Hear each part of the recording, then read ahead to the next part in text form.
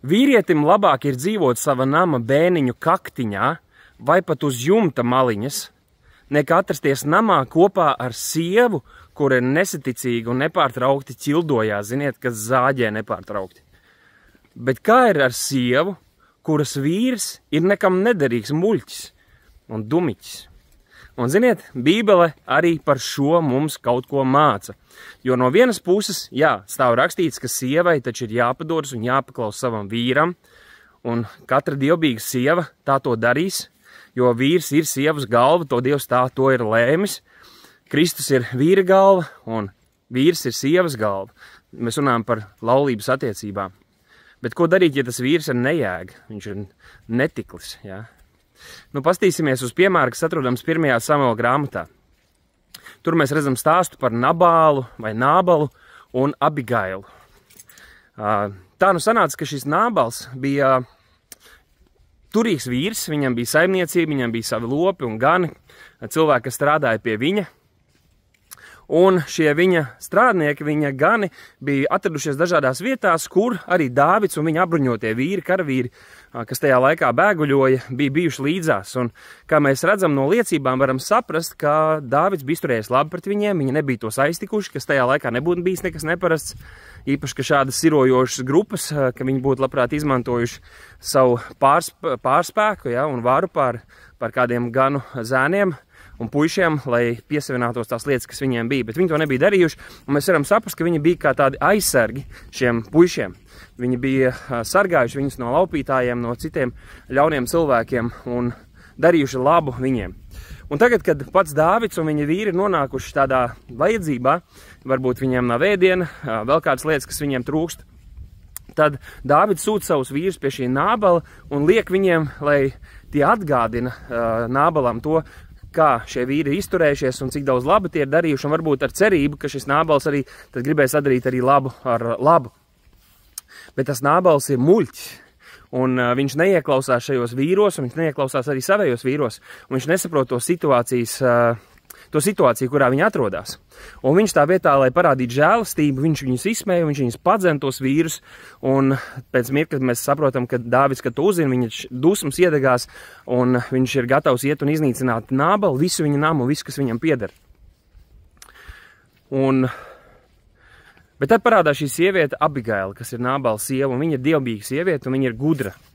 Viņai ir padoms, viņa ir gudra, viņai ir atziņa, un tad, kad viņa uzzina par to, kas ir noticis, viņa nebija klātajās sarunās, acīm redzot, tad viņa sūta savus kalpus, lai tie savāc to pārtiku, savāc vēl kaut kādas lietas, ko viņi varētu dot un pienest Dāvidam un viņa vīriem, un tad viņi iziet pretī. Ja? Viņa negaida, ka Dāvids atnāks un sāks jau šos varas darbus, viņi iziet pretī, jo viņi saprot, ka tagad no viņas ir atkarīgs tas, lai izglābtu un paglābtu šo situāciju, sasmelt šo ūdeni. Un ko viņi dara? Viņi iet pretīm Dāvidam, tad viņi satiek viņu, un viņi ļoti pazemīgi runā ar viņu, viņi runā un atzīst viņu kā to nākamo Izraēlas ķēniņu, godā viņu par kungu un ķēniņu, un tad viņa runā par to, lai tas kungs pasargā Dāvidu no šādas te ātrasirdīgas rīcības un asins grēka, kas pēc tam būs kauna traips pār viņa dzīvi, tad, kad viņš kļūst par ķēniņu. Un vēlāk mēs redzam, ka Dāvids arī ir pateicīgs viņiem, pateicīgs Dievam, ka viņš tika apturēts. Ja? Tā ir viena lieta, kas mums ir jāmācās nerīkoties ātrsirdīgi, un īpaši tad, kad esam dusmu un emociju pārņemti. Tad, kad esam dusmu un emociju pārņemti, un tas mums liek rīkoties, tad visbiežāk mēs grēkosim, visbiežāk mēs kļūdīsimies. Kā lai tas kungs mūs no tā pasargā, un šajā reizē Dievs lietoja Abigailu Dāvida dzīvē. Bet pēc tam tā viņas uzruna turpinās, un mēs jau saprotam, ka Dāvids apžēlo, viņš neaiziet uz šo namu, bet tur parādās tāda interesanta lieta, ka Abigaila šo glābšanas misiju bija veikusi savam vīram aiz muguras, kas visās citās situācijās varētu tikt uzskatīts, nu ne visās, bet vairumā situācija varētu uzskatīts par nepadevīgu sievu, par nepaklausīgu sievu, par tādu sievu, kas nav dievbīga. Bet šī situācija atšķirās, un tādas situācijas reizēm gadās. Un tad runājot ar šo Dāvidu, viņa pasaka lietas par savu vīru, kuras, acīm redzot, viņa zina, bet ne jau viņa savam vīram to nepārtraukt teiks, vai viņu bakstīs, vai šīs lietas droši vien, ka viņa neteica savam vīram. Bet tad, kad ir saruna ar Dāvidu, viņa atzīst, jā, viņa saka, nu neņem vērā taču šo nelietīgo, nekam nederīgo, kā citu tulkojumu saka, šo te netiklo vīru Nābalu. Jo tāds, kāds ir viņa vārds, Nābals, kas nozīmē ģeķis, viņa saka, tāds arī viņš ir šāds muļķis, viņam muļķība priekš iet, muļķība seko viņam. Nu, šādi vārdi kā mums neliecina par to, vai neliecinātu par to, ka tā sieviete ir dievbīga, ja, ka viņa dzīvo pazemīgi. Bet šī bija situācija, kurā viņai nācās rīkoties, lai ne tikai viņa pati un viņas vīrs, nu, to viņa droši vien paciestu, bet šeit tika apdraudēts viss viņas nams. Tātad ir kaut kāda liela apdraudējuma, kas kāds muļķīgas rīcības, muļķīga lēmuma dēļ, kas tiek pieņemti, kur šī sieva tiek uzslavēta. Pēc Dieva vārda šī sieva tiek uzslavēta par viņas nepadevību savam vīram, par to, ka viņa rīkojās aiz muguras, darot taisnību, cenšoties pasargāt savus bērnus, pasargāt kādus citus cilvēkus, lai nenotiktu ļaunums. Un, jā, tāpēc šis interesants jautājums par to laulības spēka dinamikām, kādreiz to var runāt, vai ne? Jo Bībele, nu tā ir to mācījusi, un Dievs tas kungs to tā ir iecēlis, ka ja mēs esam laulībā, tad vīram ir jābūt tam, kurš vada. Un arī tur ir daudz dažādas pavēles, ko tas kungs ir noteicis. Un interesanti, jā, starp citu, tad Abigaila šo visu izdara viņam aiz muguras. Ne? No rīta līdz arī vakarā viņa to nesaka savam vīram, un tas viņam būtu bijis pagājis garām. Patiesībā tajā vakarā viņš tur ir dzīrēs, viņš piedzēries, viņš svin, viņš priecājās. Viņam liekas, rekā, es izdarīju, redz, cik es esmu varens, ka pasūtīju tos Dāvida vīrus.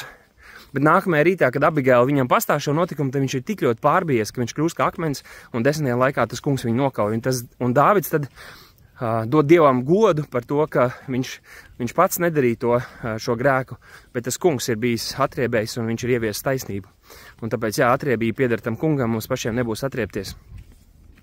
Bet jā, te runājot gan par laulības attiecībām, gan par dažādām citām attiecībām mūsu dzīvē, ir svarīgi mums paklausīt tam tā Dieva vārdam un būt padevīgiem, būt paklausīgiem arī valdībām varām. Bībele saka, tāpat arī draudzes vadībai un tam līdzīgi. Bet, kad tiek šķērsotas kādas robežas, ja, kad jau tas ir klāji pretēji tam, ko Dieva vārds saka, vai mums pavēl, vai kad tas sāk apdraudēt cilvēkus, ja, tad šeit mēs redzam, un tas ir viens no piemēriem, tādi piemēri ir daudz, kad Bībelē atrodam. Un tos arī jāņem vērā, kad mēs mācāmies, kā skaidrot šādu veidu raksturvietas, piemēram, par attiecībām starp vīru un sievu, tad šīs un šāda veida raksturvietas gan vecajā, gan jaunajā darbā ir jāņem vērā, jo Abigaila tiek uzslavēta, un gal beigās mēs zinām, ka Abigaila arī kļūst par ķēniņa sievu. Un, jā, tā kā, nu, varbūt, ka bija kaut kas noderīgs šajā manā mazajā monologā, pārdomās par šo notikumu. Izpatiksim Dievam, nevis cilvēkiem, ievērosim viņu vārdu, izturēsimies ar cieņu arī pret tiem, kas ir dumi un muļķi, vai bieži tā rīkojās, kas arī kādreiz ir nekam nederīgi, lai tas kungs mums uz to palīdz. Bet ja pienāk situācija un laiks, kad tu redzi, ka tas ļaunums, kas notiks muļķīgu lēmumu dēļ, varbūt ļoti liels, ka varat ciest ne tikai tu un tavs vīrs, bet arī citi, tad, piemēram, ja kāds grib braukt dzērumā, ja tas būtu viens liels piemērs, tad tas nebūtu nekas briesmīgs, kad šī sieva paņemtu un paslēptu to mašīnas atslēgu vai izdomāt kaut kādu citu radošu veidu, kā apiet šo savu vīra muļķību, muļķīgumu un neiedzību, kā lai tas kungs mums to palīdz.